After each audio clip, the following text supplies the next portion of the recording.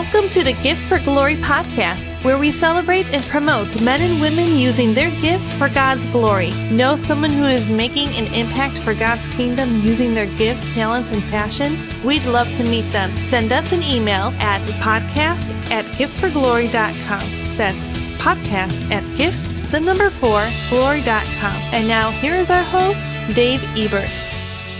Hello, friends and neighbors, and welcome to Gifts for Glory. We're so thankful that you're along with us, whether you're watching the live stream on Facebook, YouTube, or you're checking us out on the Taken TV Network podcast channel, or you're just listening on any of your favorite podcast platforms.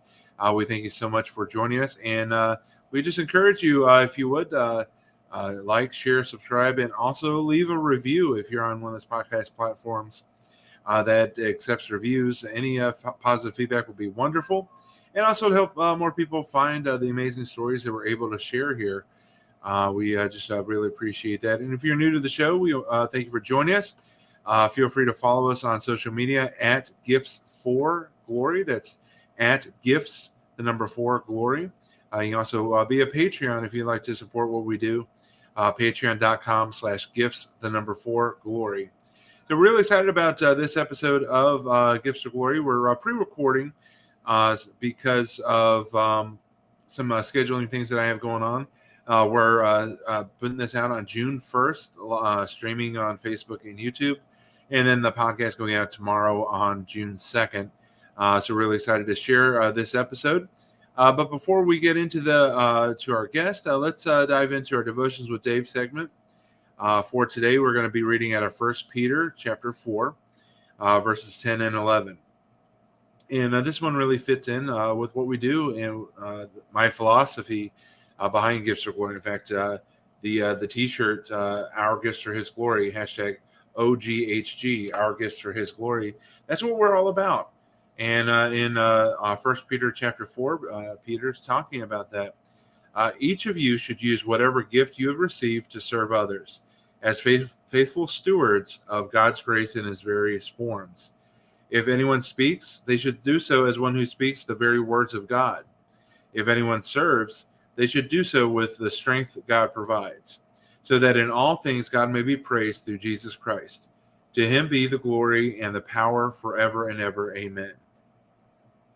And right after this, Peter is starting to talk about suffering as a Christian. So that goes hand in hand with this idea of use your gifts to serve others, to glorify God, to bring people closer to God.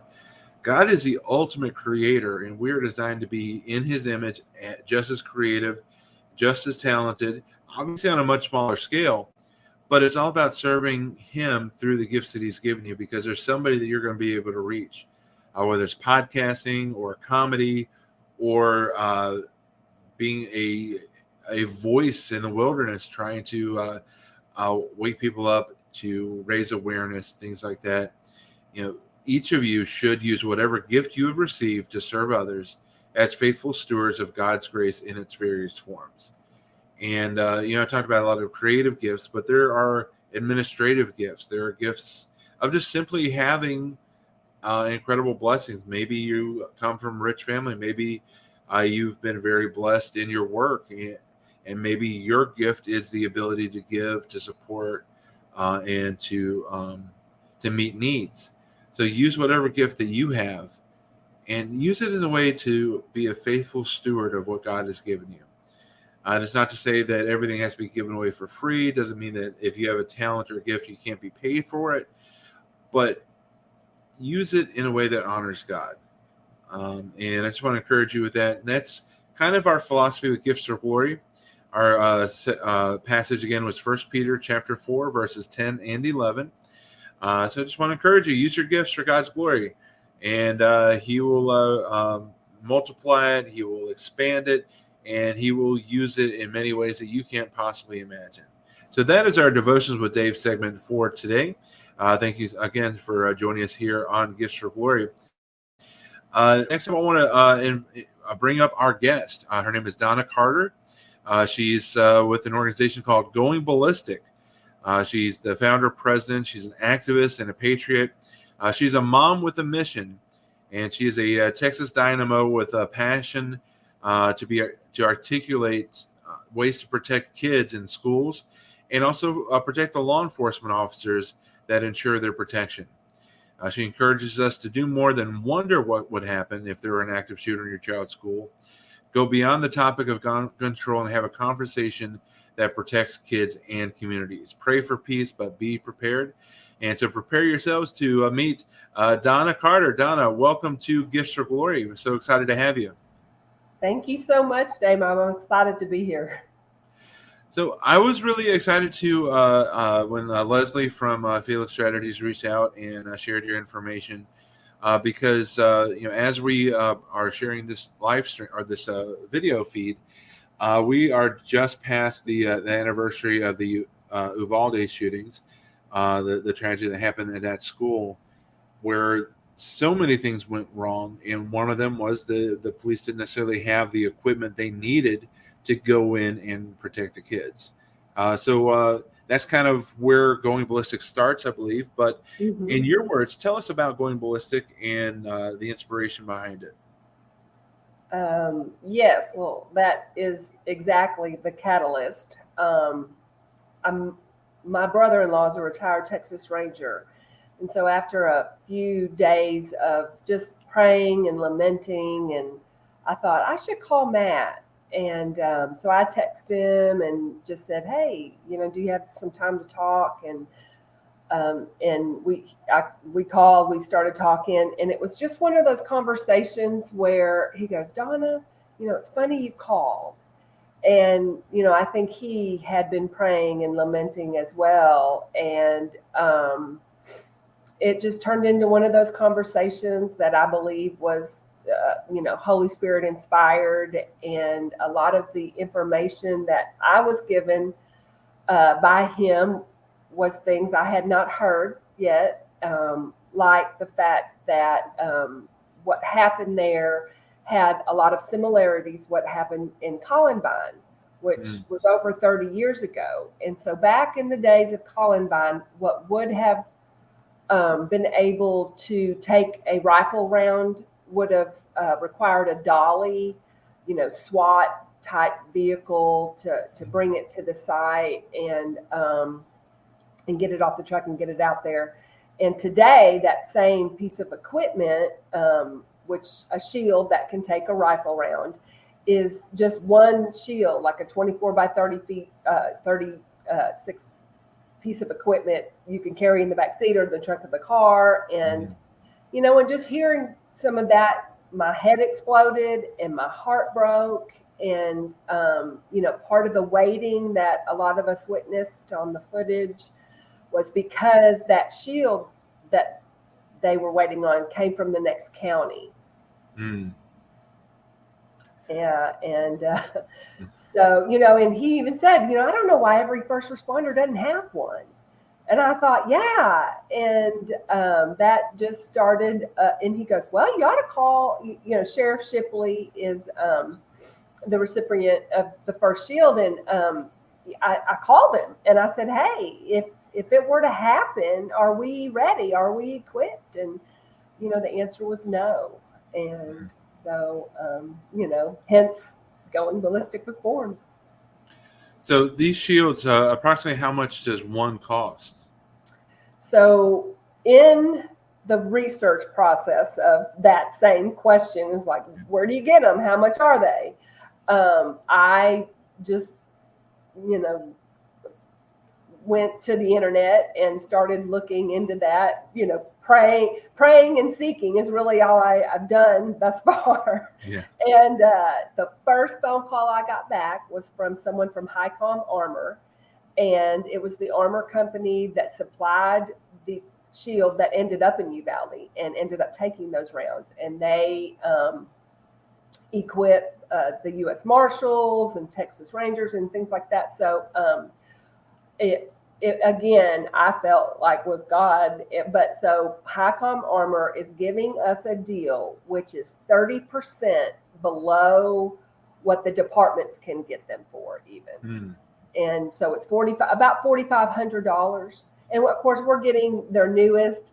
It's the Titan Level 3 with the lights and the little window. And Yeah, I actually have one here if you want to see it. That would be kind of cool to see it. So basically, Going Ballistic is uh, there to help raise funds, basically, so that police departments and first responders have access to this life-saving equipment, kind of a shield of faith in the full armor of God as they respond to tragedies and serious situations. What is it? Just merely donations? Do you have events? How do you get out there and get the funds? So we are taking donations. You know, as soon as I spoke the words "Going Ballistic," it was actually last July 4th. We had some people out to the house, and it, like I said, it was like the first time I said it out loud. Well, I mean, it was just like it took on a life of its own. Someone here like helped me get the domain that weekend. He had someone else that had the website set up for me. I mean, all just affirming to me that God was involved. And so, yeah, I can't even remember what you asked me, but just the what the game plan is, I guess. Oh yeah, and so now we have we're able to take donations on our website, and we have our first event coming up. July 15th will be our first fundraising event, and so we're looking forward to that. But so yeah, at the HighCom Armor actually, after they found out about us, and they have just really come alongside and partnered with us, and they gave us our first shield. Oh wow! And so they donated it, and they're actually willing to do that annually, depending on growth and that we're still around. But so it just very, because I didn't know where the money was going to come from. I didn't have any idea, right? But that's exactly how God works. I mean, it was just, it's just been awesome to witness, and then just getting to meet people like you and Leslie, and it's just so gratifying and just affirming to know that there are so many of us who, like, you can't keep us down. Yeah. I mean, they don't want to hear it. And, hopefully we're all ready to make a little bit more racket. That silent majority needs to really speak up. So are you focusing on Texas, or what's your focus as far as like where Going Ballistic is going to cover? We have identified almost 100 rural communities in Texas. So smaller departments just don't have the budget, especially when there's no SWAT with their police station or anything like that. So yes, I'm kind of blooming where I'm planted, and now we're working with Navarro County, and so we're just going to try to kind of grow locally, and but we are also looking at partnering with the Patriot Academy, which is just, again, a wonderful organization who is trying to grow disciples and patriots. And they are out of Fredericksburg, which is a little farther away, but still here in Texas. I'd love to see, I don't want to ever limit God. I'd love to see little Going Ballistics pop up all over the place. And, people just understand that we don't have to wait on the government to do everything, and God forbid if there were an incident, I know laying in bed at night, asking myself all the questions, the buck really stops here. I mean, if something happens to, my loved one or someone I know, I'm going to start saying, what could I have done? Have you received all positive, or have you received any kind of negative pushback for what you're trying to do? It has been mostly positive. I, of course, get a little bit of pushback. And then right after we kind of had the idea, which Going Ballistic is basically just me, my brother-in-law, the Texas Ranger, and then my husband, who's willing to be our secretary. But he really lets me do a lot of it because he wants, if it were to be successful, of course, God gets all the glory. And I say, like, I feel like I'm walking around Jericho, just tooting the horn going, what are we doing? Like, I don't know what I'm doing. But so, yeah, we're just a small little entity that, doesn't have, much going on yet. Right. But this would be your first year anniversary coming up this summer. So pushback. So some pushback is, so I picked the name. Again, I hope that was divinely inspired. Mm-hmm. But so my husband was even like, that's like, but that's going to wrinkle some feathers. So it took a while to get my 501c3, but we did get it within the year. So I obtained the 50. I think I filed for it in August maybe, and then I obtained it in December, and then we had gifted our first shield in February. Oh wow! So your goal for this year, according to the presser I saw, is 50 this year. 50 this year, yes. And go ahead.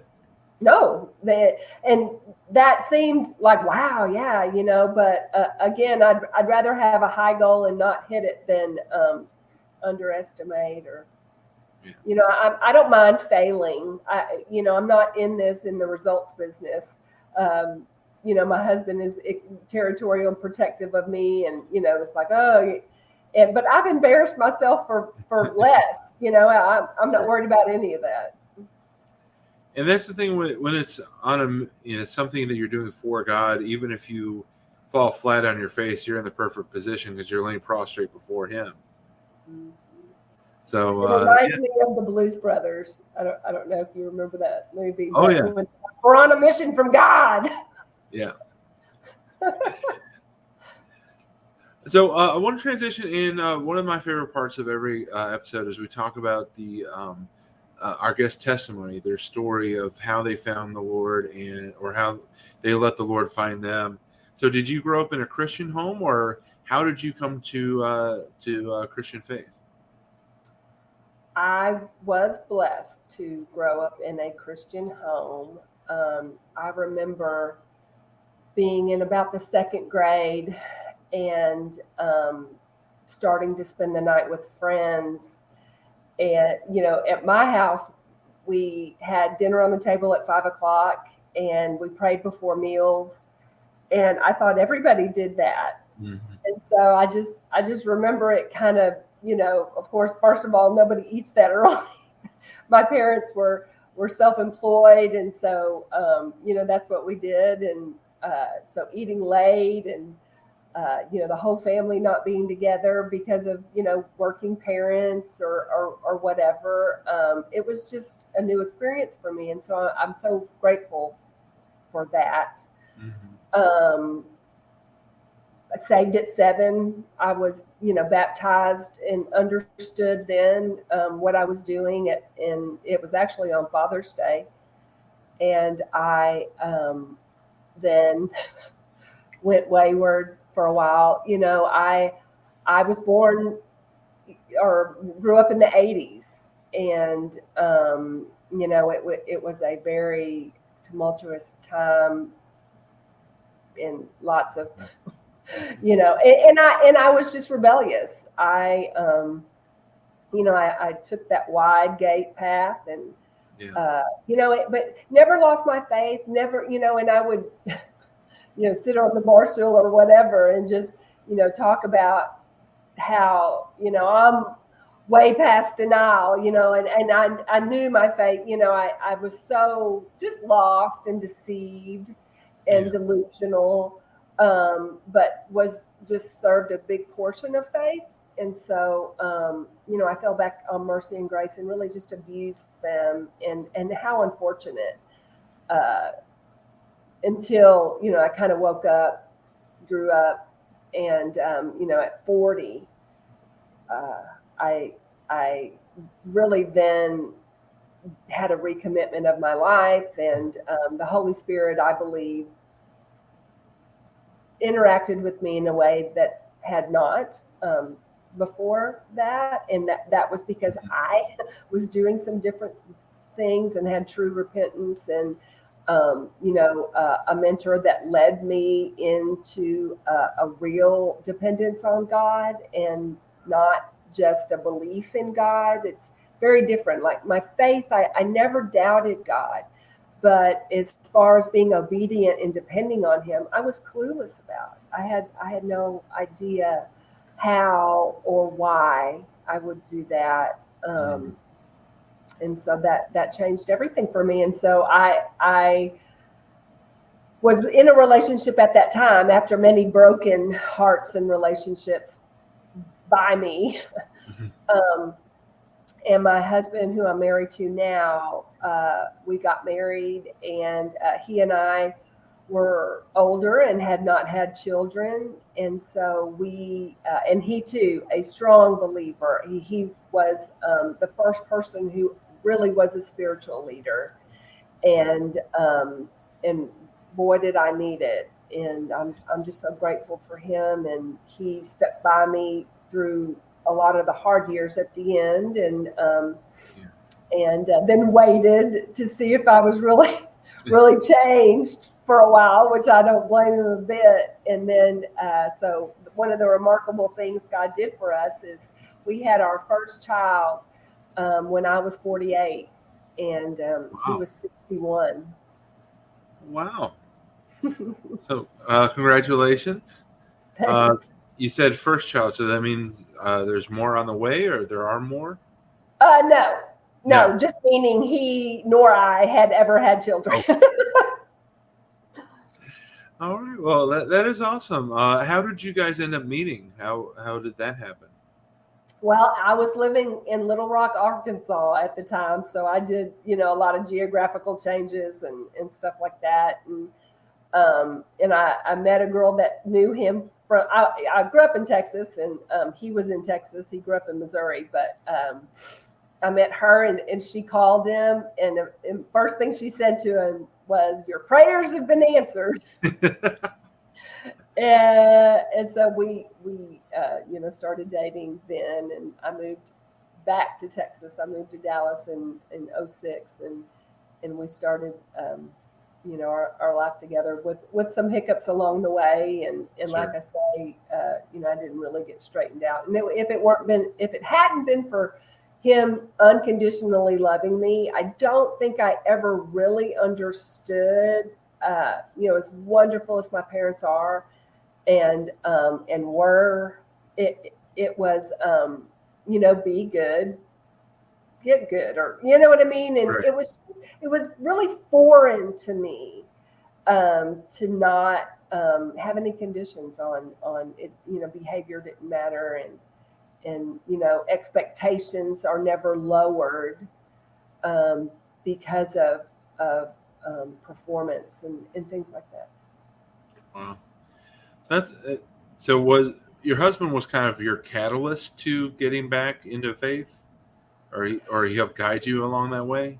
He did. Well, he stuck by me so when I met him, I was trying to be good, kind of thing, or whatever, and then had to say fall off the wagon, or just kind of went a little awry for a while, which was actually a God thing, because he got to witness firsthand, like having a glass of wine at dinner is just not something Donna does, and never really cared about doing. I pretended that was okay, but it really wasn't for me. And so God had to prove to him, I think, that for some of us it's just not a really good idea.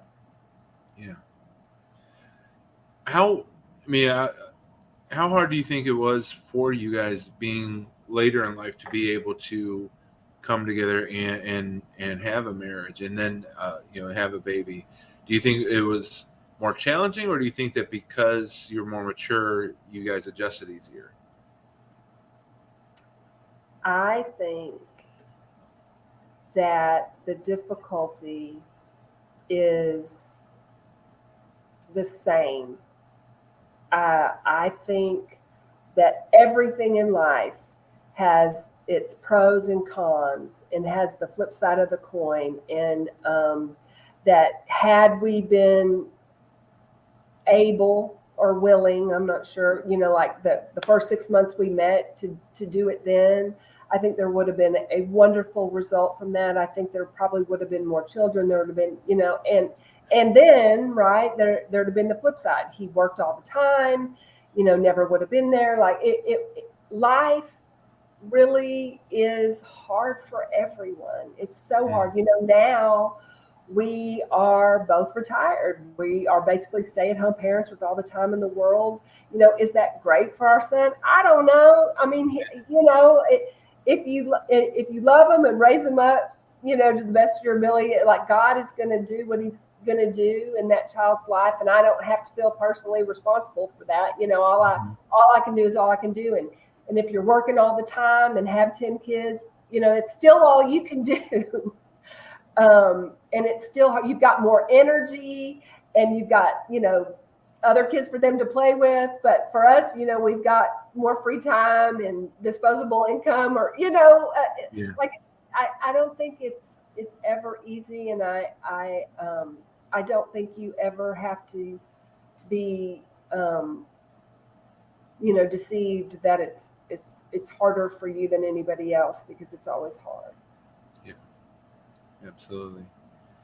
So you get married, you have the kid, and then all of a sudden you're out trying to change lives and save lives in the state of Texas. How was I know that your husband works as secretary. How does your family feel, and are they fully supportive? Is your kid supportive as well of what you're doing? I'll have to admit it takes more time than I thought it would. But hopefully, it's just like sowing seed in any part of your life, right? The work and the digging and the planting and, all that has to happen. And then at some point you sit back and wait for your crop. But really the waiting can be difficult too. The worrying, did I do enough? Was it, they love it. And I know he's proud of me. Right now he's trying to keep the dogs quiet and, everybody like let the house be quiet or whatever. So, is he supportive? Yes. Are there times that he wishes I was home more? Yes. The other night I had to drive to Longview, Texas, and I got to speak at a True Texas Project event. But when I was leaving, my son was like, well, how many days will you be gone? And, so, like I say, God has, and now looking back, like God has positioned me exactly where he needed to for me to be able to do what it is I'm doing, and Jeff, and I think Jack, my son, is hopefully going to be proud of me. Really, it's all because I have friends who, most of my friends are becoming grandparents and are becoming like their kids are graduating college, and so they have raised their children. And all this time I've been so selfish and just being like, ugh, can't you get a sitter? Or, you know what I mean? And, or they tell me about these wonderful classical Christian education, private schools that they're going to. And I'm like, blah, blah, blah, private school. I get it, when I had no idea. And part of that too is now realizing that I am one of the ones who have sat on the sidelines the last 30 years when our education system has been so corrupted and all of this happening. For instance, a part of the research that I've done about these school shootings and has really opened my eyes to the fact that, so what else, I'll just ask you, in your opinion, in the last 30 years? So we've always had crazy people and we've always had guns since the beginning of America. So What else do you think is involved? As a Christian, it's definitely, I know that it's a spiritual war as much as anything else, because the enemy knows his time is running out. So he's trying to distract as many as possible and convince as many as possible that God doesn't exist. Otherwise, why wouldn't he stop all these things? Evil's been around since the beginning of time too. And Yeah. and I don't know. I don't guess the devil knows the time or the day, right? Because Yeah. nobody does. So he's been going at it like it was his last day the whole time, and still is. Mhm. In video games, right? Mhm. So in the research that we've done, and so what we do to desensitize our military is the same thing that happens in these video games. And this whole like John Wick thing, and the movies that we're seeing. My mom was here this weekend, and I watched some of these old movies that we considered so graphic, and it was just like pat bang, and they fall over, and maybe some ketchup a little bit here, like on the shirt or something. And it's this romanticizing of homicide and just glorifying just the evil and the destruction. And that happened under my watch too. Yeah. And we know these things. Like, there's studies being done. There's a book called On Killing, and it's by a guy, Dave Grossman, and he has studied it more than anyone. And it's about the ability for one human to kill another human, and just everything we've known from the beginning. So the whole idea of a firing squad is because they knew maybe 10% would actually shoot to kill, maybe. So that way they never knew who did it. And it was required because, and I mean, it's not always in the whole Holocaust thing and all of that, but it's really that we know a lot of what's going on, and a lot of it could be corrected at home, in our homes, in their bedrooms. It's not, I mean, there's a lot of research too being done on the psych meds that these people are on. A lot of them are on the same ones. A lot of them have taken the same path, pharmaceutically, and it's just very disturbing how the conversations that we're having are going around the same mountains, and we're not looking down into the light. We're not looking in towards the solution. What can be done? What can we do? It's down that dark path of us thinking there's no hope. Like, this is just where we're headed. Right. That's actually, very poignant to think that, video games have been on the rise the last 30 years, that have just added to a culture that devalues human life. And now we have AI. Yep, AI. And we've had abortion on demand for 40 some odd years. The way we talk to each other on social media is also just, we don't talk to each other like humans. If you say something that's even remotely against what I believe, I'm going to hit the all caps button and yell at you like you're a rotten dog. So we're in a society that doesn't value life in many ways. We're just so, I believe, deceived, right? And so, just to be totally forthcoming, I have been married before, 3 times before. And, I remember being in Bible studies and talking about, how miserable I was or whatever. And God-fearing, wonderful women would say to me, well, you don't have kids, you shouldn't be miserable, and just really not hold me to a higher standard of, maybe being miserable right now is part of your journey, or whatever may have been a better path for a biblical narrative to be real. Yeah. And at 18 years old, I was married and, living just an ungodly life, and had an abortion. You know, and again, it was, you know, we were having marital problems, that we were thinking about divorce already. And, you know, that how such a young, promising woman, you know, how could I think that at that age I was ready for a child? Or, you know, again, I was deceived by others who were deceived to thinking, well, that's true. You know, I'm so young and I don't want to be a single mom. Or, you know, it was just all, and here again, seeking God through it. And I believe them, you know, well intended, just giving bad advice. Yeah. Yeah.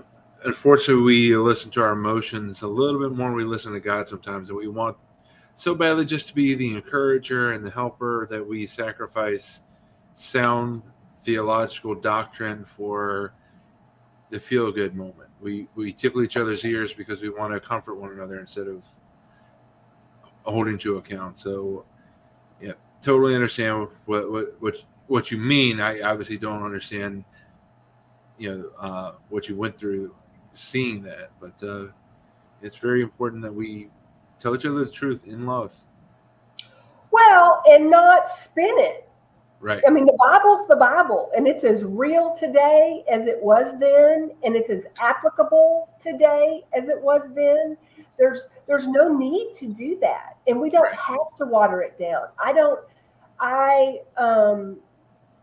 I'm so aware, and it's a shame it takes so much life to be able to have enough experiential knowledge of how God's plan is better, of how obedience saves us from hurt and hurting others and harm.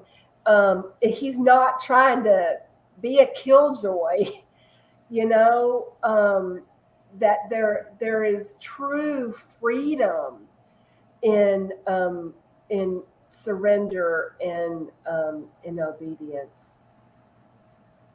Absolutely. Amen. So I want to remind our listeners, our viewers, visit goingballistic.org to find out ways that you can help support, and also maybe reach out and say, hey, I want to do something similar in my town, because I know that, you know, we have a lot of, you know, in Virginia where I grew up, in the Chicago suburbs, you know, these kind of things are not always readily available. Being close to Chicago, I'm sure that there's probably ways to get that to a local area, like to the suburbs. But southwestern Virginia, southern West Virginia, where I grew up, probably not the resources there either. So maybe they can start going ballistic in the mountains there. So check it out and be inspired. Be inspired to not only just ask what you can do, but do it. So I really appreciate Donna for you coming on talking about going ballistic. And before I let you go, I have two final segments.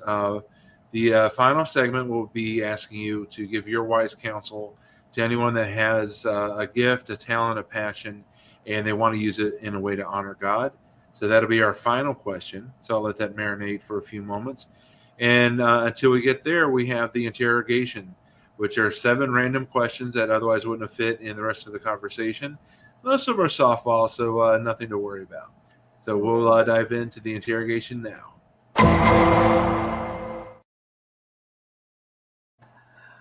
First question, what do you do to unwind and refresh? A bath. I am a bath person. Not bubbles and all that's too hard to clean up later. Yeah. But I like to soak, and so yeah, that's what I do. Good. Question number 2, what makes you laugh? Well, God does a lot of times. But I am, you know, an America's Funniest Videos kind of gal. Mm-hmm. You know, just real life, mishaps, I guess you would say, and just being able to laugh about, to hop up and dust off and giggle. Just to enjoy and share in what makes us all human. All right. Very cool. I like that. Number 3, with whom do you most identify in Scripture? Oh, probably Mary Magdalene. I say that, but it was probably more the woman at the well, right? Mm-hmm. I mean, and that's who I'm probably mirror more, just because, she had been married before and lived with someone and all that kind of stuff. And, just the understanding later of how, there's a thirst that can't be quenched by anything else than living water. That's beautiful. I like that. Question number 4, what's a talent you have that very few people have seen?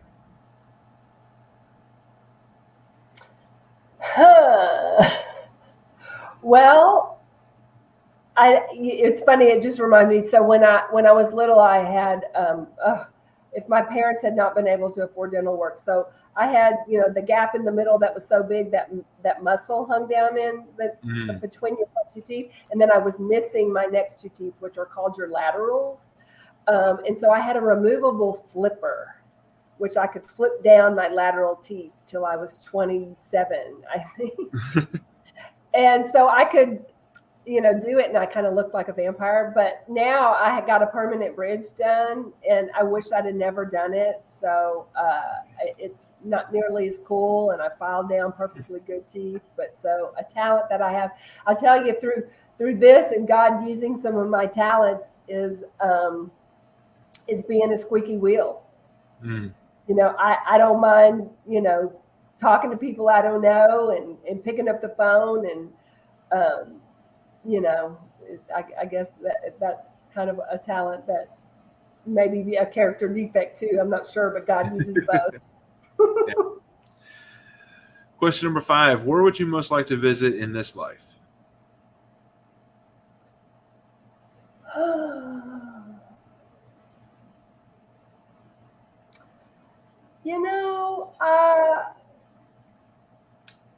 Everywhere. I haven't been over the pond. I haven't seen anything other.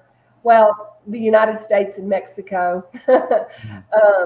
So I would love to travel a lot. One of the things is, this is one of those good bad things, like the both sides of the coin thing.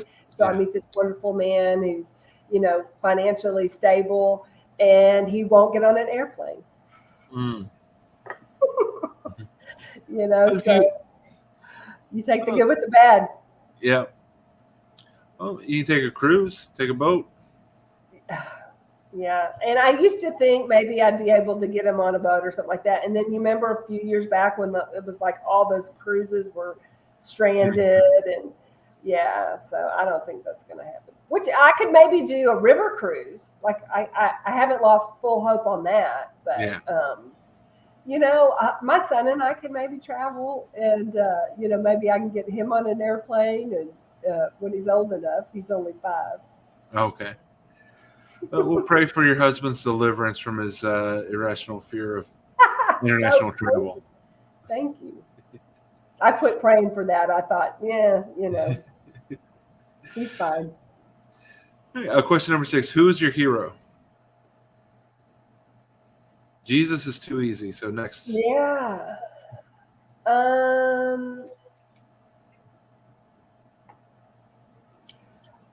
Probably I have a mentor. Her name is Lisa Krunke, and she's been in my life for about 15 years, and I just appreciate her guidance and just her willingness to be honest with me, and not just tell me what I want to hear. Yeah, that's awesome. That's what my mom's for. Yeah. All right, and the final question of the interrogation: if you were to run for a political office, what office would you run for, and what's your day one task? What office would I run for?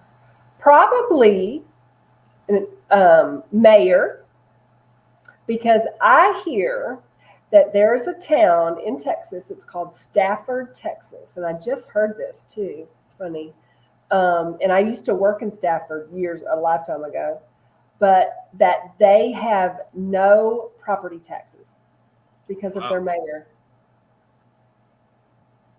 Very cool. Mm-hmm. Well, if you were in Illinois, you would have my vote regardless of what city you were in. Because that's how we do it up here. Yeah, well, the funny thing is I was born in Chicago. You were? Really? Mm-hmm. My mother was born and raised in Chicago. All right. Well, I'm right outside of Joliet, so I'm not in Chicago. I just use it for reference. Yes. Well, that's very cool. I really, that's a small world. It is. All right. Well, Donna, the final question that I ask every guest is for anyone that's looking to step up and use their gifts for God's glory, what is your wise counsel?